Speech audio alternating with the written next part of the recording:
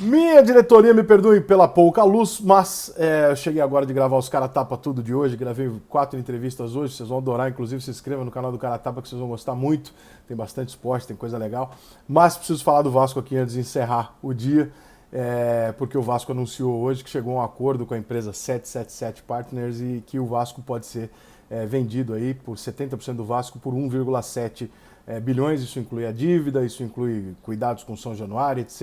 E um dinheiro muito bom para o Vasco se reestruturar e contratar jogadores e fazer de novo do Vasco talvez uma grande potência. Claro, o torcedor do Vascaíno está indo dormir nas nuvens, né, acreditando e tendo por que acreditar, de que realmente o Vasco pode se tornar, do dia para a noite, um time milionário e com dinheiro suficiente para investir e montar uma grande equipe e devolver ao Vasco a condição que ele merece, a condição que o torcedor espera, que é de grande protagonista no futebol brasileiro. Isso é excelente para o Vasco, para o Flamengo, para o Fluminense, para o Botafogo, para o São Paulo, para o futebol brasileiro, para todos nós.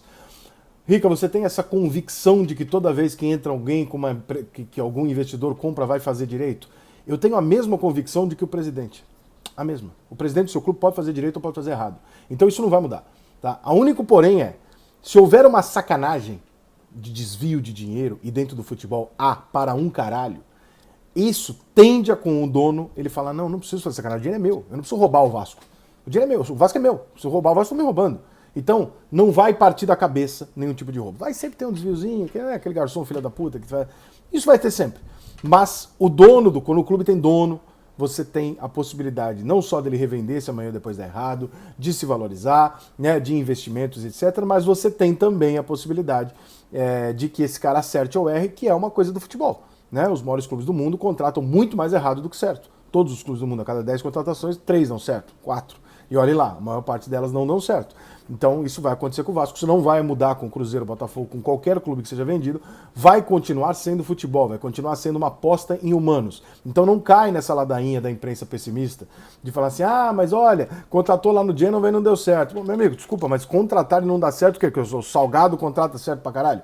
O outro dirigente que virar vai contratar certo pra caralho? Contratação é um risco. Você está contratando um ser humano. Esse ser humano ele pode ter problemas emocionais, ele pode ter o pai dele ser preso, ele pode perder a avó e ficar mal, ele pode se separar e entrar em depressão, ele pode não render num time grande, ele pode ser psicologicamente um cara não preparado para tanta pressão. São 1000 coisas que é uma aposta. Você não está fazendo uma compra, né, de um produto que você vai lá e coloca e faz ele funcionar. Não é assim que funciona, o futebol sempre foi assim. Então esta relação não existe. Tá? Isso é pura bobagem de gente que está tentando desqualificar o negócio por inveja, clubismo, por qualquer outra coisa que é uma bobagem. Isso tem que ser aprovado pelo Conselho do Vasco. Portanto, vamos esperar que isso seja aprovado, porque nós sabemos que o Vasco é um dos cenários políticos mais absurdos do futebol brasileiro e que a gente pode esperar qualquer coisa. Portanto, não é 100% garantido que o Conselho do Vasco vá aprovar essa venda. Pode ser que o Conselho do Vasco, através dos seus garotinhos, né, jovenzinhos, queira, não quero que o Vasco continue sendo nosso e tal, e aprove. Pode ser que aconteça. Né? Eles têm poder para isso, têm poder de voto para isso. E, portanto, não é garantido, ainda mais sendo o Vasco com a sua política absurda, né, e de tanta gente que tem paixão pelo poder dentro do Vasco, mais do que pelo Vasco. Então, eu não daria esse acordo ainda como certo. Muita gente me pergunta algo que eu também não consigo compreender, e vou ser sincero aqui em dizer que não entendi até hoje. Vou tentar, me comprometo essa semana, vou tentar conversar com algum gestor, alguém aqui, talvez até numa live, para explicar, porque também na minha cabeça também é um pouco difícil isso. Se eu comprei 70%, por exemplo, Botafogo, o cara comprou 90% do clube, então 90% do Botafogo é dele. Aí a gente fala assim, ele vai fazer um aporte de 50 milhões. Ele está dando esses 50 milhões para quem? Para ele mesmo? Né? Ele está dando para quê? Para o Botafogo? O Botafogo não é dele? É muito complicado entender essa lógica. Eu sei que tem uma série de padrões dessa forma feito em empresas, mas é que o futebol não é necessariamente uma empresa. O futebol ele tem uma outra tipo de coisa. É para dívida antiga, é emergencial, é você que vai determinar para onde vai esse dinheiro. Esse dinheiro está combinado? Ou seja, eu vou te adiantar 100 milhões, tá? Depois eu pago o resto. Eu vou te pagar 100 milhões esse mês. Está combinado com o clube que esse dinheiro vai para onde? Ou eu posso pegar esses 100 milhões para pagar o atrasado, ou eu devo investir em... Isso não está claro, e eu acho que não é muito claro para todo mundo, né? Porque como é que eu vou? Imagine você, eu vou aportar 100 milhões, 700 milhões do Vasco. Mas se eu sou o dono desse dinheiro e sou eu que vou controlar esse dinheiro, para quem exatamente que eu devo esse dinheiro? Para quem que eu dou essa satisfação? Eu só tenho que comprovar para a diretoria do clube, né, para o Vasco da Gama, como o restante de instituição que sobrou, eu preciso comprovar que esse dinheiro foi gasto em jogador? E se o Vasco não quiser o jogador? Né? Ou seja, vai existir Vasco sem ser o dono? Vai existir Botafogo sem ser o texto? Isso é muito difícil da gente compreender. É novo, não adianta a gente querer vir aqui cagar uma regra, vai ser assim, vai ser assado, vai ser assado. Cada país tem uma regra, cada país tem uma cultura. Não adianta comparar com o time inglês, não adianta querer comparar como é que é no México, como é que é na Colômbia, porque você não vai chegar num ponto. Então, a gente não vai chegar. Na Colômbia, por exemplo, o Pablo Escobar foi dono do Atlético Nacional. Né? A gente não tem esse cenário do Brasil. Evidentemente que você não tem, né, a liberdade, por exemplo, de você ver aqui um cara procurado ir lá e comprar um clube de futebol e fazer aquilo que ele quer. Isso é num outro momento. Hoje o futebol inglês vive tal momento. Tal momento que o futebol inglês está tentando readaptar com a obrigação de ter X ingleses no seu elenco. Por quê? Porque sente uma necessidade local e na seleção. Então, cada cultura, cada país tem o seu movimento de compra, o seu modelo de gestão, e não adianta a gente ficar querendo imaginar cenários para o futebol brasileiro porque ele é novo. Então, o primeiro que acertar vai ser o modelo a ser seguido. Se vai ser o Vasco, o Cruzeiro ou o Botafogo? Eu não sei. Claro que a situação do Vasco é muito mais fácil do que a situação do Botafogo e do Cruzeiro. Por quê? O Cruzeiro está muito atolado em dívidas, o Botafogo, embora esteja na Série A, tem uma dificuldade considerável nesse momento de buscar receita, ou seja, o ganho do Botafogo anual é muito baixo em relação aos outros, e o Vasco já tem ali a terceira, quarta maior torcida do Brasil, portanto, a qualquer porradinha que o Vasco der, bum, o Vasco explode de vendas num número muito superior, né, por exemplo, ao do Botafogo. Então, quando a gente fala isso, o Cruzeiro talvez fature 400 milhões no ano, o Flamengo fatura 1 bilhão, o Vasco é um time que talvez possa vislumbrar faturar 700, 800 milhões. Porque nós estamos falando de uma torcida de 15 milhões de pessoas, uma torcida muito grande, muito maior do que essa. Então, qual vai ser o modelo? Não sei. Mas o primeiro que acertar, com certeza vai servir de exemplo para os outros.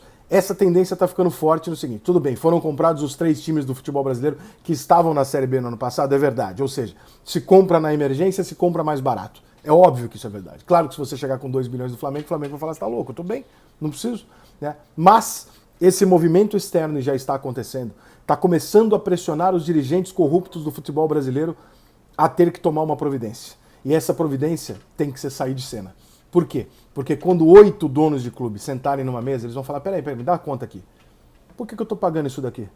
Ô CBF, por que custa tudo isso daqui? Esse valor aqui que eu estou permutado com você? Por que isso aqui custa isso aqui se eu sei que não custa?